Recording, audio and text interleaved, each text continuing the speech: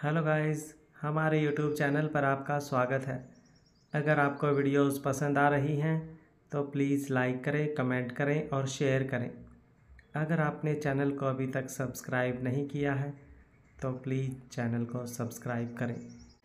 अति नीचे आ तो गई थी, लेकिन उसे किचन का कोई अंदाज़ा नहीं था। उसने हॉल में खड़े होकर नज़र दौड़ाई तो इसे एक कर्फ्यू से कुछ कुछ बर्तनों की आवाज़ आई और वो उसी तरफ चली गई। पीछे सीढ़ियों पर खड़ा जश्न एक बार फिर से मुस्कुराया और बोला, चलो, मुझे समझे ना समझे, बाकी तो सब समझती है। अति को किचन में देखकर वहाँ खड़े सब नौकर एकदम से सहम गए।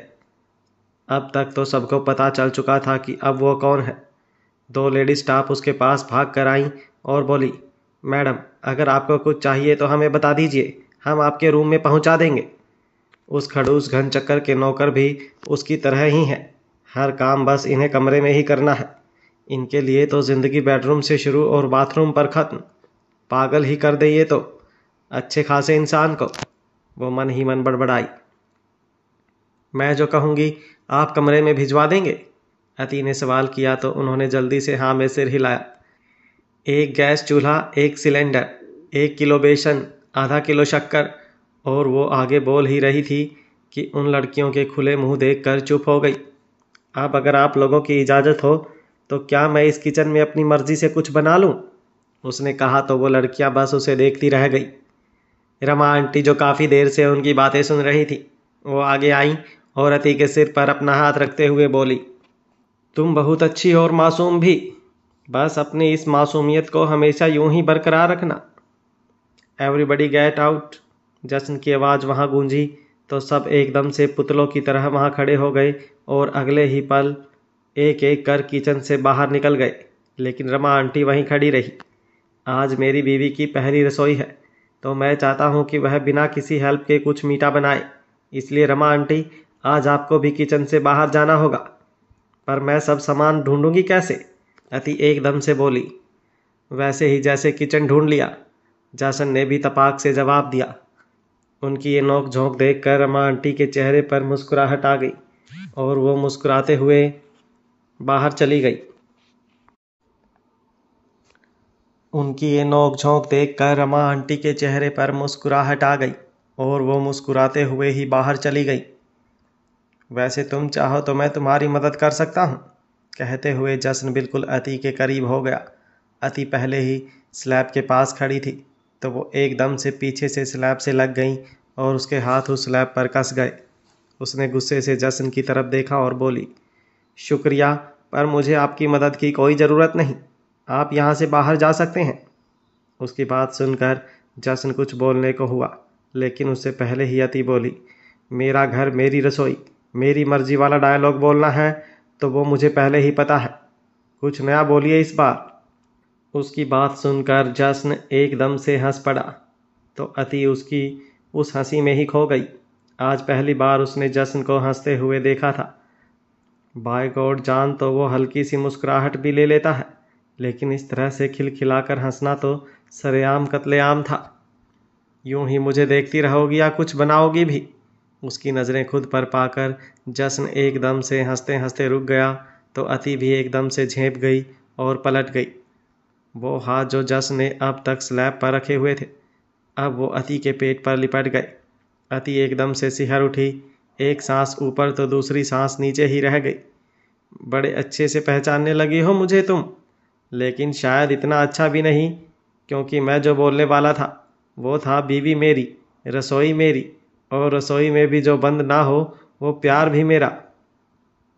उसकी बातें सुनकर अति के गाल बिल्कुल लाल टमाटर जैसे हो गए थे। कैसे एहसास थे ये?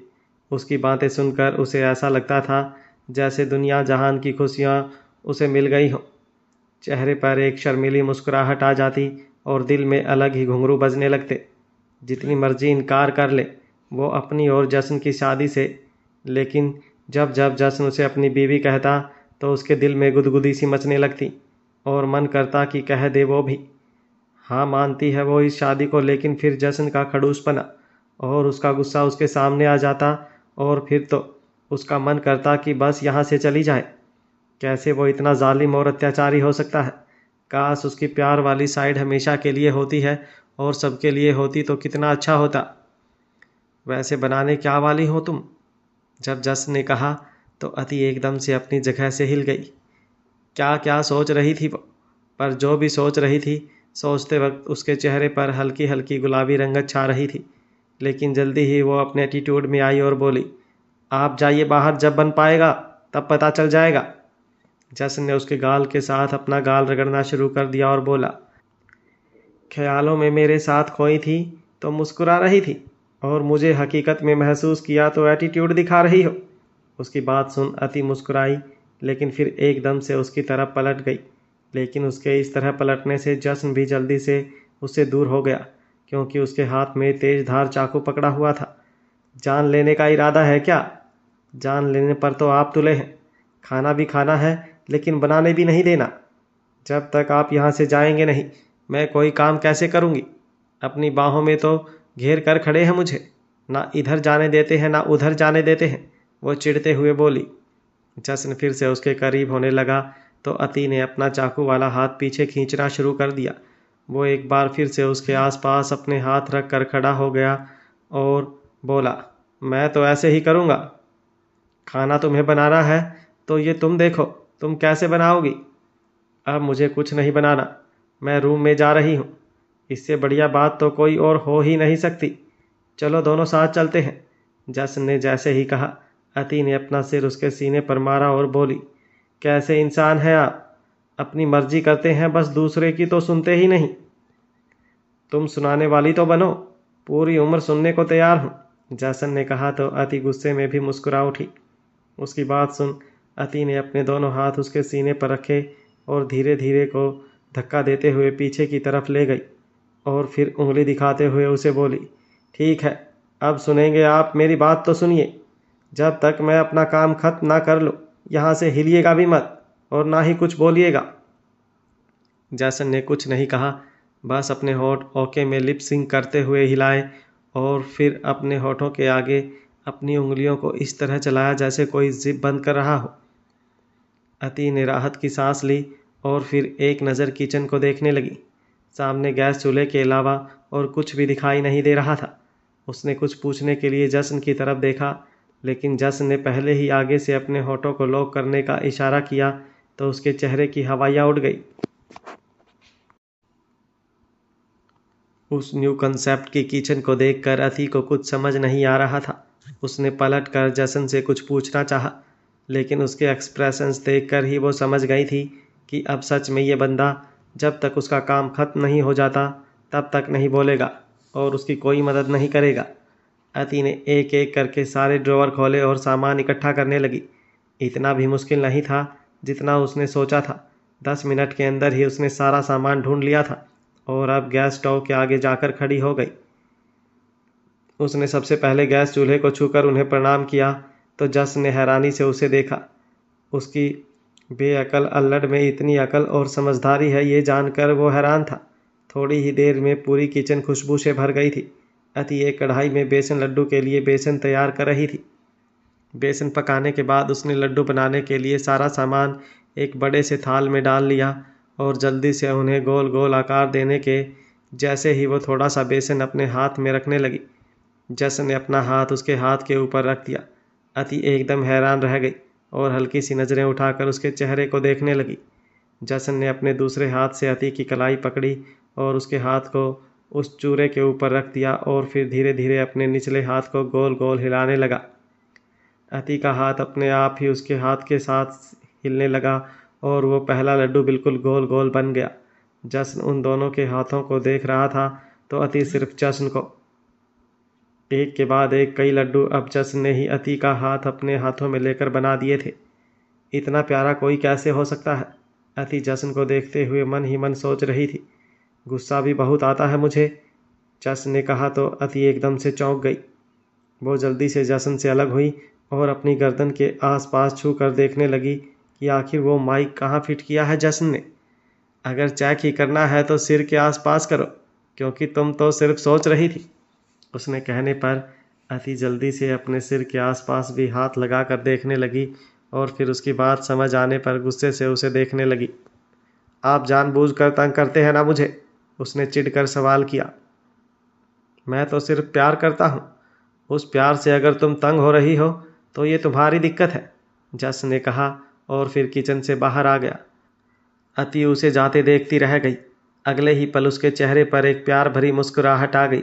क्या सच में आप इतने अच्छे हैं? क्या सच में हमारी शादी आपके लिए इतनी मायने रखती है? क्या आप सच में मुझसे प्यार करने लगे हैं? और शायद मैं भी।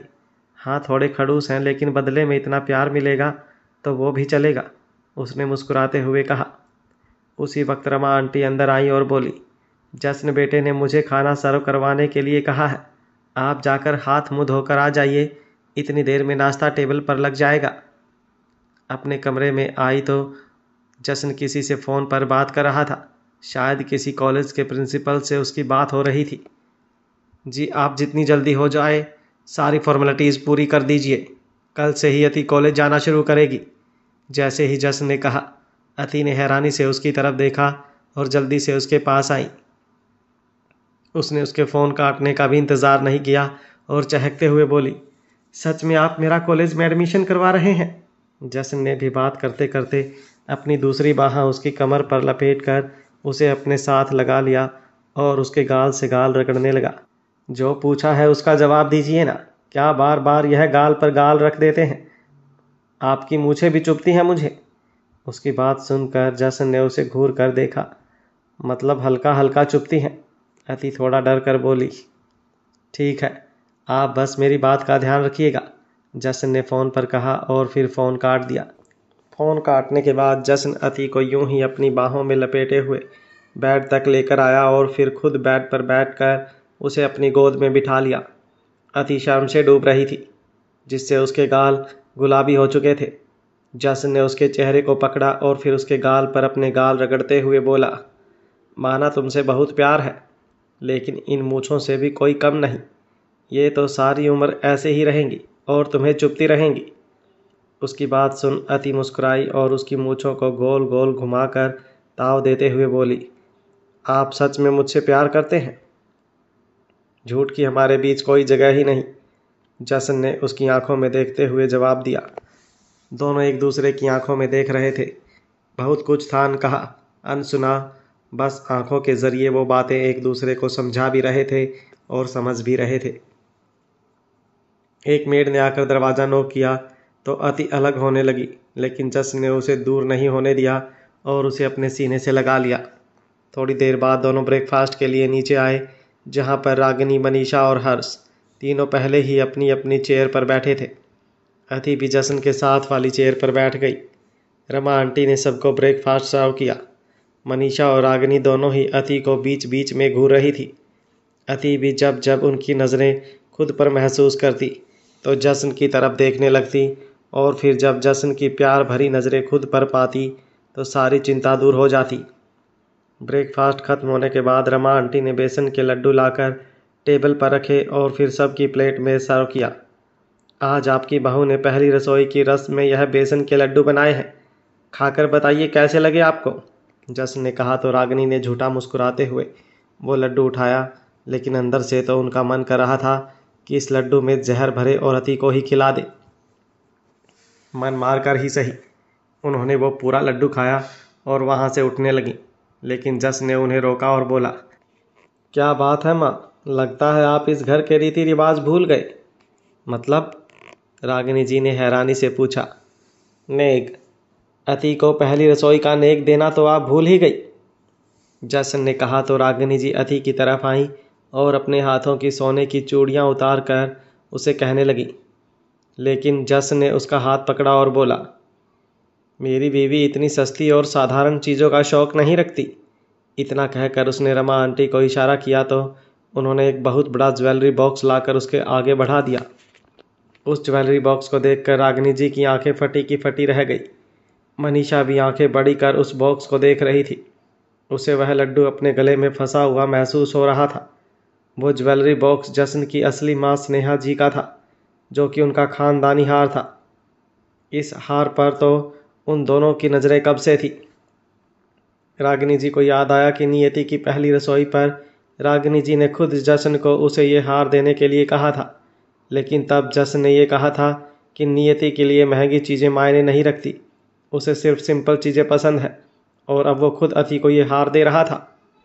अति तो हैरानी से कभी जसन और कभी रागिनी जी को देख रही थी और कभी उस ज्वेलरी बॉक्स को। उनके खुले हुए मुंह देखकर जसन मुस्कुराया और बोला, सोच क्या रही हैं माँ, आप ही पहनाइए ना अपनी बहू को। उसके कहने पर रागिनी जी ने बेमन से वो हार अति को पहनाया और फिर अपने कमरे की तरफ चली गई। मनीषा और हर्ष भी नाश्ता खत्म कर वहाँ से चले गए। जसन मुस्कुराते हुए उन्हें इस तरह जाते देख रहा था। आपने तो मीठा खाया ही नहीं। उनके जाने के बाद अति ने जसन से पूछा तो जसन ने उसकी तरफ देखा और बोला, यह मीठा तो मैं खा लूँगा, लेकिन इसके बाद मुझे मेरा मीठा चाहिए। कहते हुए उसने अपने होठों पर अपनी जीभ फिराई तो अति की सांसें फिर से रुकने लगी। टेंशन मत लो, यहाँ नहीं कमरे में, उसका उड़ा हुआ रंग देखकर जसन ने कहा और फिर एक लड्डू उठाकर उसे आधे से ज़्यादा एक ही बार में खाते हुए अपने कमरे की तरफ चला गया। अति ने पहले उसे देखा और फिर थाल में रखे लड्डुओं को और फिर अपने होठों को अपने दांतों तले दबा लिया। जसन अपने कमरे में आया और अति का इंतज़ार करने लगा। अति अभी भी नीचे ही थी। जसन के एक्सप्रेशन और उसकी बातें अति को कमरे में आने ही नहीं दे रहे थे। मुझे मेरा मीठा चाहिए, कहते हुए जैसे जसन ने वो बेसन का लड्डू खाया था, कहीं ऐसे ही अब वो अति को ना खाने लगे। वैसे भी अभी थोड़ी देर पहले जब जसन ने अति को किस की थी, आधा घंटा उसे छोड़ा नहीं था। सांसें अटकती तो उसे अपने मुंह से सांसें देने लगता, लेकिन उसे खुद से अलग नहीं होने देता। इसके साथ ही जसन की थोड़ी देर पहले कही बातें सुहागरात में अभी वक्त है अति को परेशान कर रही थी। कहीं जसन ने अब उसके साथ कुछ किया तो? वैसे भी कुछ करने से पहले ना तो वो सोचता है और ना ही बताता है, सीधा होश ही उड़ाता है। उसे डर भी लग रहा था और मन में गुदगुदी और चेहरे पर शर्म की लाली बिछा रही थी। बेचैनी से धड़कते दिल के साथ वो अपने कमरे में आई। जैसे ही उसने दरवाज़ा खोला, उसकी नज़र आईने के सामने खड़े होकर तैयार होते हुए जसन पर गई। अब तक तो वो सिंपल टी शर्ट लोअर में था, लेकिन अब उसने बिजनेस सूट पहना हुआ था, शायद ऑफिस के लिए तैयार हो रहा था। वो अंदर आई और चुपचाप कमरे के सामान समेटने लगी, लेकिन उसकी चोर नज़रें बार बार जसन पर ही ठहर रही थी। जसन भी आईने से उसे ही देख रहा था। उसे जसन से पूछना था कि वो तैयार होकर कहाँ जा रहा है, लेकिन कहीं उसे मीठे वाली बात याद ना आ जाए, इसलिए अति पहले उसके बोलने का इंतज़ार कर रही थी। पर जब काफ़ी देर तक उसने कोई बात नहीं की तो उसने ही शुरुआत की और बोली, आप कहीं जा रहे हैं? नहीं, कपड़े पहन कर देख रहा हूँ, कहीं अलमारी में रखे रखे छोटे तो नहीं हो गए। अति ने उसकी बात सुनकर घूर कर उसे देखा और फिर मुंह बिगाड़ते हुए बोली, क्या बिगड़ जाता इस बंदे का अगर सीधे से सवाल का सीधा सा जवाब दे देते तो? ऑफिस जा रहे हैं क्या? उसने फिर से पूछा। बिना जवाब मिले चैन कहाँ आता था उसे भी। नहीं, सर्कस में जा रहा हूँ। वहाँ के मालिक ने बंदरों को छुट्टी दे दी है, अब उनकी जगह मैं सर्कस दिखाऊंगा। अति को उसका जवाब सुनकर गुस्सा भी आ रहा था और हंसी भी। वो उसके करीब आई और हाथ बांधते हुए बोली, आप मुझे कभी ढंग से जवाब देंगे भी या नहीं, या मैं सवाल करना ही छोड़ दूं? जिस दिन ढंग से सवाल पूछोगी उस दिन जवाब भी मिलेगा। और ढंग से सवाल कैसे पूछे जाते हैं? अति ने आंखें हल्की सी बड़ी करते हुए पूछा तो जस ने उसकी कमर पर हाथ रखकर उसे अपने करीब खींच लिया। वो भी एक पतंग की तरह उसके पास खींचती चली आई। अति की नज़रें जसन के चेहरे पर थी।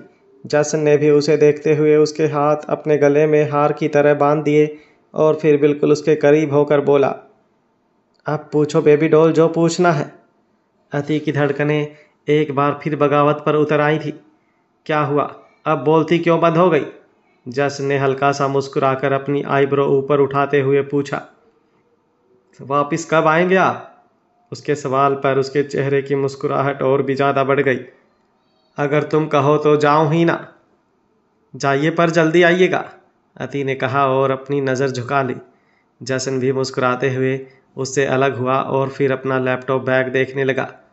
उसने बैग उठाया और कमरे से बाहर आने लगा, लेकिन फिर वापस अति की तरफ पलटा और उसके करीब जाकर उसके माथे को चूमते हुए बोला, मेरी एक बात हमेशा याद रखना, मेरी बीवी तुम सिर्फ मेरे सामने ही नहीं हो, मुझ पर, इस कमरे पर, इस घर पर तुम्हारा हक सबसे ज़्यादा है। कोई भी तुमसे बदतमीजी करे तो उसका जवाब उसी के तरीके में देने से पीछे मत हटना। हर पल मैं तुम्हारे साथ नहीं रहूँगा, लेकिन कभी ये भी मत सोचना कि मैं तुम्हारे साथ नहीं। कुछ भी करना, बस मुझे छोड़कर जाने की मत सोचना। अति उसकी बात सुनती रही। क्या सच में जश्न उसकी किस्मत में है? क्या सच में जश्न का प्यार अब हमेशा उसे यूं ही मिलेगा? उसे यकीन नहीं हो रहा था। जश्न फिर से बाहर की तरफ जाने लगा, लेकिन एक बार फिर पलटा और इस बार उसके होठों को हल्के से चूमते हुए बोला, मन तो बहुत है मीठा खाने का, लेकिन फिर थोड़ा खाकर रुका नहीं जाता, इसलिए अब छोड़ रहा हूँ, लेकिन रात को नहीं छोड़ूंगा, ना ही मीठे को और ना ही तुम्हें। उसकी बात सुन अति अपनी सांसें काबू करती रह गईं और जश्न मुस्कुराते हुए कमरे से बाहर चला गया। उसे जाते देख मनीषा जल्दी से अति के दरवाज़ा बंद करने से पहले ही उनके कमरे में आई और घूरते हुए अति को देखने लगी। अति भी हैरानी और परेशानी से उसे ही देख रही थी। वो लोग उसे पसंद नहीं करते थे, ये बात वो अच्छी तरह से समझ चुकी थी। मनीषा उसे देखते हुए ताली बजाने लगी और ताली बजाते हुए ही उसके पास आई और बोली, मैं तो तुम्हें भोली भाली बच्ची समझती थी, लेकिन तुम तो शातिर खिलाड़ी निकली। अति को उसका इस तरह से बोलना और बर्ताव करना बिल्कुल भी अच्छा नहीं लग रहा था, इसलिए उसने टोका और बोली, प्लीज़ आपको जो भी कहना है जब जश्न जी आ जाएंगे तब कहिएगा। अभी आप प्लीज़ इस कमरे से बाहर जाइए। वाह, सुबह तो तुम्हारी ज़ुबान नहीं खुल रही थी और अब जश्न जी से शादी होते ही इतना एटीट्यूड आ गया कि मुझे इस कमरे से बाहर जाने के लिए कह रही हो। भूलो मत, ये घर तुमसे पहले मेरा है, मनीषा चिल्लाते हुए बोली। मैंने कब मना किया कि ये घर आपका नहीं है, लेकिन ये कमरा जश्न जी का है और अब मैं उनकी बीवी हूँ, तो ये कमरा मेरा भी हुआ। बस इसलिए आपको यहाँ से जाने के लिए कह रही हूँ। देखो देखो कितनी लंबी ज़ुबान चलती है तुम्हारी। तुम्हें क्या लगता है ऐसे मांग भर देने से तुम जश्न जी की बीवी बन गई? अरे तुम जैसी ना जाने कितनी उनकी ज़िंदगी में आई और चली गई, पर तुम कौन सा शरीफ हो जो आज तक ना जाने कितने ही मर्दों के नीचे सोई होगी और अब मेरे सामने जश्न जी की बीवी बनकर सती सावित्री होने का ढोंग कर रही हो। तुम शायद भूल गई हो, मैं तुम्हें याद दिला दूं कि तुम्हें वो एक कोठे से लेकर आए हैं जहां लड़कियां कुछ पैसों के लिए ना जाने कितने ही मर्दों के साथ हम बिस्तर होती हैं, पर तुमने तो एक ही दिन में इतना बड़ा हाथ मार लिया कि अब पूरी जिंदगी कुछ करने की ज़रूरत ही नहीं। उसकी बातें अति को बहुत ज़्यादा चुभ रही थी। जब से वो इस घर में आई थी तब से ही उसे मनीषा और रागिनी ने बार बार अपमानित किया था। सुबह भी मनीषा ने उसे इतना कुछ सुनाया था, लेकिन तब जश्न ने उन्हें जवाब दे दिया था, लेकिन अब उसके पास जश्न भी नहीं था। क्या हुआ, बोलती बंद हो गई? अब दो ना जवाब। अरे तुम कहाँ से जवाब दोगी? तुम तो कुछ बोलने के लायक ही नहीं हो। औकात ही क्या है तुम्हारी मेरे सामने? कुछ भी नहीं, कुछ भी नहीं, तुम सिवाय एक वैश्या के, और वैश्या सिर्फ दिल बहलाने के लिए होती है, किसी की बीवी बनने के लायक नहीं होती। और जब जश्न जी को ये बात समझ आएगी तब वो खुद तुम्हें इस घर से बाहर निकाल देंगे। उसकी बात सुनकर अति को रोना भी आ रहा था, लेकिन गुस्सा भी। उसे अचानक से जश्न की बात याद आई और उसने मनीषा का हाथ पकड़कर उसे बाहर की तरफ खींचना शुरू कर दिया। मनीषा उससे उम्र में लगभग 4-5 साल बड़ी थी, लेकिन फिर भी अति किसी तरह खींचते हुए उसे बाहर दरवाजे तक ले ही आई और फिर खुद दरवाजे पर खड़ी होकर बोली, आपकी बड़ी उम्र का लिहाज कर लिया मैंने, लेकिन आगे से नहीं करूँगी। पहले मैं सोचती थी जश्न जी ने इस कमरे का ताला इस तरह से क्यों लगवाया है, लेकिन अब समझ आई कि शायद आपकी बदतमीजियों का इलाज ये ताला ही है।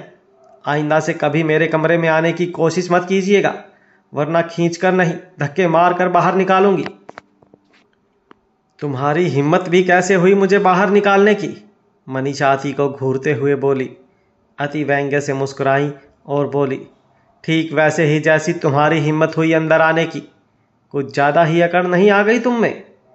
क्या करूं, शादी जो अकड़ की दुकान से हुई है। अति ने मुस्कुराकर ही जवाब दिया और दरवाज़ा बंद करके अंदर आ गई, लेकिन अंदर आते ही उसकी आंखों में से आंसू बहने लगे। हर कोई उसके चरित्र पर सवाल उठाता था, हर कोई उसे गंदी नज़रों से देखता और गंदे ताने देता, लेकिन उसका क्या कसूर था? यही कि उसने अपने भाई पर आंख बंद करके विश्वास किया अपने माँ बाप के जाने के बाद उसे ही अपना सब कुछ समझा, लेकिन फिर भी जब उसने उसके साथ इतना बड़ा विश्वासघात किया तो झुकने की जगह उसने उन दरिंदों का सामना किया और खुद को बचाने के लिए हर संभव कोशिश की। इतनी मार भी खाई, अपनी जान तक देने की कोशिश की, लेकिन फिर भी शायद आज पूरी तरह से उसका अस्तित्व ही मिट जाता अगर जश्न उसे वक्त रहते ना बचाता। वो यूं ही रोते रोते बेड पर लेट गई। वहीं दूसरी तरफ जश्न, जो अपने फ़ोन में अपने ही कमरे की लाइव फुटेज देख रहा था, उसके चेहरे पर एक हल्की सी मुस्कुराहट थी और साथ ही साथ गुस्सा और दर्द भी था। वहीं दूसरी तरफ रागिनी अपने कमरे में टहलते हुए किसी से फ़ोन पर बात कर रही थी। इस वक्त उनके चेहरे के एक्सप्रेशन बहुत ज़्यादा खतरनाक से।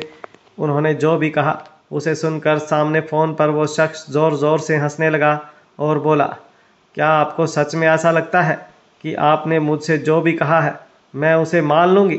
ऐसा कभी नहीं हो सकता, और आइंदा मुझे अपनी बातों में लाने की कोशिश मत करिएगा और ना ही मुझे फ़ोन करिएगा।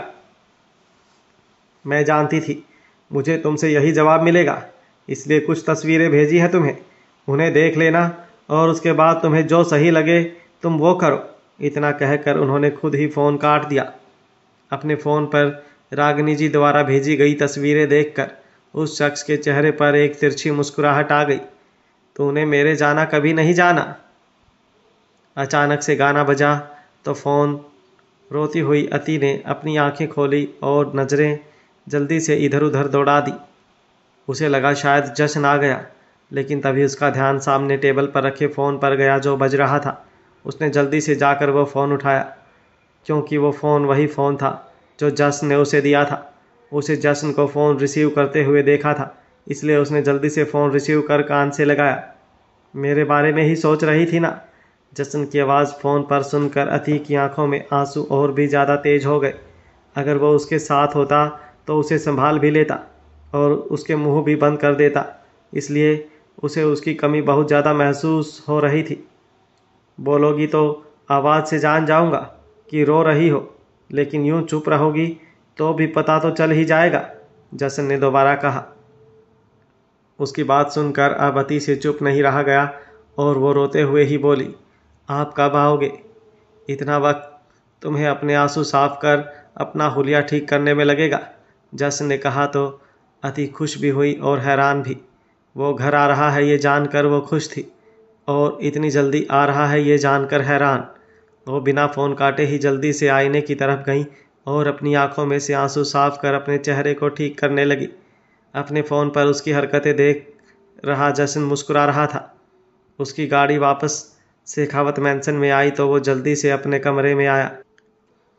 आईने के सामने खड़ी अति अपने होठों पर लिपस्टिक लगाकर पाउट बना रही थी।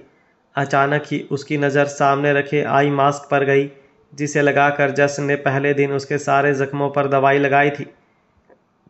उसने ऐसे ही वो मास्क उठाया और एकदम जश्न की एक्टिंग करते हुए बोली, अपने कपड़े उतारो। सुना नहीं तुमने? क्या कहा मैंने? अपने कपड़े उतारो।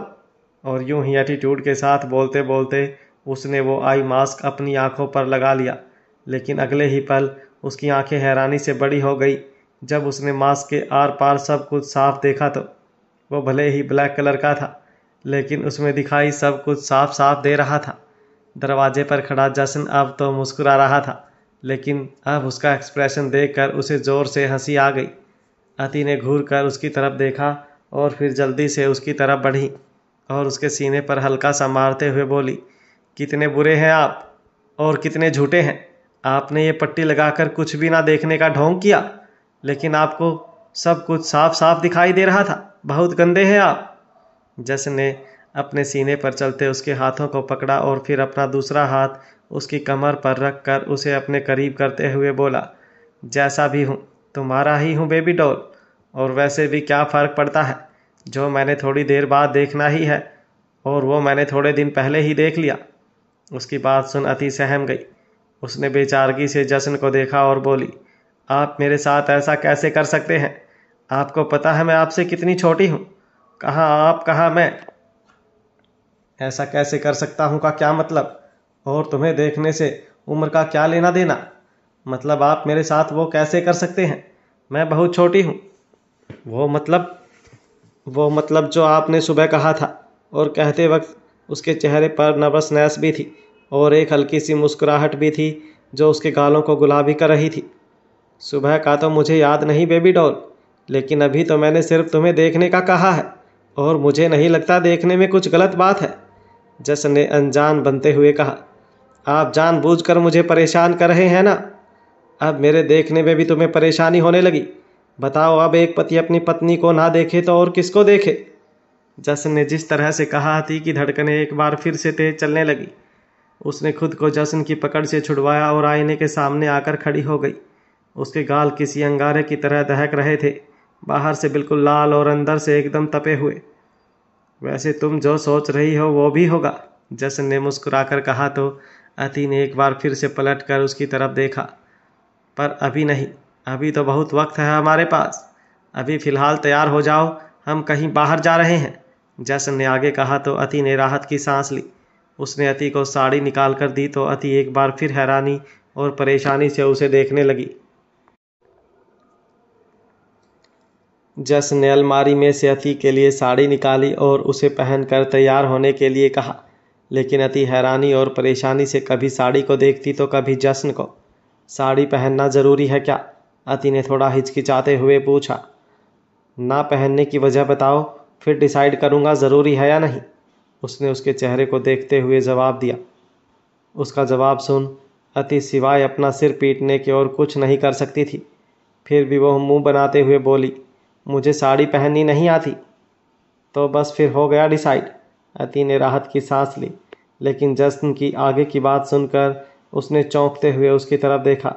अब तो तुम ये साड़ी ज़रूर पहनोगी। लेकिन मैंने कहा ना, मुझे साड़ी पहननी नहीं आती। तुम्हें तो बहुत कुछ नहीं आता। फिक्र मत करो, धीरे धीरे मैं सब सिखा दूंगा, जसन ने एक कातिलाना मुस्कुराहट के साथ कहा तो अति ने उसे घूरते हुए लेकिन हल्का सा मुस्कुरा कर देखा। वो अति के करीब हुआ तो अति खुद में ही सिमटने लगी। वो जल्दी से बोली, आप रुकिए, मैं बाथरूम में जाकर कोशिश करती हूँ, शायद बन जाए। जिस काम की कोई गारंटी ही नहीं, उसे करना भी क्यों? वैसे भी मैं समय बर्बाद नहीं करता। अब तो तुम्हें साड़ी मैं ही पहनाऊंगा, जसन ने कहा और उसे एक झटके में पलट दिया। मैं वो अटकते हुए बोली और इतने में ही चर की आवाज़ के साथ जसन ने उसके सूट की जिप को पीछे से खोल दिया। क्या तुम जसन भले ही रुक रुक कर बोल रहा, लेकिन उसकी वो मदहोशी भरी आवाज़ और उसकी वो गर्म सांसें दोनों ही अति संभाल नहीं पाई और पलटकर जसन के सीने से लग गई। आपके सामने तो बोलना भी गुनाह है, प्लीज़ आप मुझे परेशान मत कीजिए। परेशान कहाँ, मैं तो तुम्हारी मदद कर रहा हूँ, जसन ने मासूम बनते हुए कहा। अगले ही पल अति ने महसूस किया कि जसन का हाथ उसकी जिप से अंदर होते हुए उसकी पीठ पर चल रहा है तो उसके होंठ कांपने लगे। एक तो जसन का उसके इतने करीब होना और ऊपर से इस तरह उसको टच करना बेहद जानलेवा था। उसकी सांसें भी गर्म होने लगी थी। आप मुझे बस 5 मिनट दीजिए, मैं अभी अपने आप पहन लूँगी ये साड़ी, अति ने मुश्किल से कहा। हमारे पास वक्त की कमी बिल्कुल नहीं, पूरे आराम से पहनाऊँगा अब तो तुम्हें ये मैं साड़ी, कहते हुए जसन ने उसके ऊपर कपड़े निकाल दिए। अभी तो आपने कहा आप वक्त बर्बाद नहीं करते, अति ने कहा और अगले ही पल जसन ने एक बार फिर उसे पलट दिया और उसकी गर्दन पर पीछे से अपने होंठ रखते हुए बोला, तुम्हारे लिए तो खुद को बर्बाद कर दूं, वक्त क्या चीज़ है। उसका जवाब सुन और उसके होंठों का स्पर्श अपनी गर्दन पर पाकर अति सिहर उठी और उसकी हल्की सी सिसकी निकल गई। उसे पलटना चाहा, लेकिन जसन ने उसे पलटने नहीं दिया और यूं ही अपने हाथ उसकी कमर से ले जाते हुए उसके पेट पर रख दिए तो अति की सांसें बेकाबू होने लगी। हमें देर हो जाएगी, प्लीज़ तैयार होने दीजिए। तैयार ही कर रहा हूँ, जसन ने कहा और एकदम से उसके सामने साड़ी का ब्लाउज कर दिया और उसे पहना भी दिया। ब्लाउज की हुक बंद करने के लिए जसन ने उंगलियों की जगह अपने होंठों का इस्तेमाल किया तो अति को ऐसा लगा जैसे अगले ही पल उसकी जान निकल जाएगी। जसन की गर्म सांसें अब जब उसे छूती थी तो उसके रोंगटे खड़े हो जाते थे। उसके साथ जो होता था वो बहुत अलग था, जो उसने आज तक कभी महसूस नहीं किया था। जसन यूं ही अपने होठों को सरकाते हुए उसके पेट तक ले गया और उसके पेट को चूमने लगा। ऐसे मत कीजिए ना, कुछ कुछ होता है, अति ने मुश्किल से कहा तो जसन मुस्कुराया और बोला, अभी तो बहुत कुछ होगा। और ये बात अति ने तब महसूस की जब उसके निचले कपड़े भी उतर गए। वो जल्दी से नीचे से खुद को ढकने लगी। अगर मैं देखना चाहूँ तो तुम रोक भी नहीं पाओगी बेबी डॉल, लेकिन अभी तुम्हें थोड़ा वक्त दे रहा हूँ। तुम्हें हर तरह से देखने का हक है मेरा, लेकिन ये हक तब ही लूँगा जब तुम खुद दोगी। जस ने कहा तो अति ने नज़रें उठाकर उसकी तरफ देखा। उसकी बातों की गहराई और नज़रों की तपिश दोनों ही बहुत ज़्यादा थी। जस नीचे से उठा और उसकी आंखों में देखते हुए उसके माथे को चूमते हुए बोला, मुझे तुम्हारे तन से पहले तुम्हारे मन पर अपना हक पाना है। जिस दिन तुम खुद को हर हालात में मेरे सामने सहज महसूस करो, मुझे बस उस दिन का इंतज़ार होगा। उसने बिना नीचे देखते ही उसे पेटीकोट बांधकर साड़ी पहनाना शुरू कर दी। अति उसे देखते ही रह गई। उसकी आंखें नम हो रही थी। सुबह से मनीषा की बातें उसका दिमाग खराब कर रही थी। उसका ये कहना कि जश्न की ज़िंदगी में कई लड़कियां आईं और गईं और उसके साथ भी अब यही होगा, उसे बहुत ज़्यादा बेचैन कर रहा था। लेकिन अब उसे सुकून सा मिल गया था। जश्न की करीबी हमेशा उसे शांत कर देती थी। उसका प्यार उसे उसकी आंखों में दिखाई देता था, जिसे देखने में किसी और की बातें मायने ही नहीं रखती थी। साड़ी बन चुकी थी। जश्न उसे थोड़ा अलग हुआ और उसे देखने लगा। अति जश्न के मुकाबले बहुत पतली थी, लेकिन साड़ी में उसका फिगर बिल्कुल परफेक्ट लग रहा था। आईने में अति ने खुद को देखा। उसके चेहरे में बेशकीमती मुस्कुराहट थी, लेकिन अगले ही पल आईने में से उसकी नज़र पीछे दीवार पर लगी तस्वीरों पर गई, जिसमें उस लड़की ने भी साड़ी पहन रखी थी। उसे देखते ही उसकी सारी मुस्कुराहट गायब हो गई। उसका दिल बैठने लगा। वो जश्न की तरफ पलटकर उसे गौर से देखने लगी। जश्न मुस्कुराकर उसे देख रहा था, लेकिन उसके चेहरे के एक्सप्रेशंस देखकर वो उसके करीब हुआ और बोला, क्या हुआ? आपने साड़ी बांधना कहाँ से सीखा? अति के सवाल पर वो थोड़ा हैरान हुआ। ये छोड़ो बेबी डॉल, अब जवाब ये है कि तुम्हें साड़ी अब मैं ही पहनाऊंगा। क्या उन्हें भी आप ऐसे ही प्यार से साड़ी पहनाते थे? अति ने उन तस्वीरों की तरफ देखते हुए कहा। उसके दिल में हुक सी उठ रही थी। मैं इस सवाल का जवाब देना ज़रूरी नहीं समझता, और मैंने किसके साथ कब क्या किया है इससे ना ही तुम्हें कोई फ़र्क पड़ना चाहिए और ना ही ये जानना तुम्हारे लिए ज़रूरी, जश्न ने हल्के गुस्से से कहा। उसकी बात सुनकर अति की आंखों में नमी आ गई और वो बोली, फिर तो आपको भी कोई फ़र्क नहीं पड़ेगा अगर कल को आपकी जगह कोई और मुझे यूं ही साड़ी पहनाए।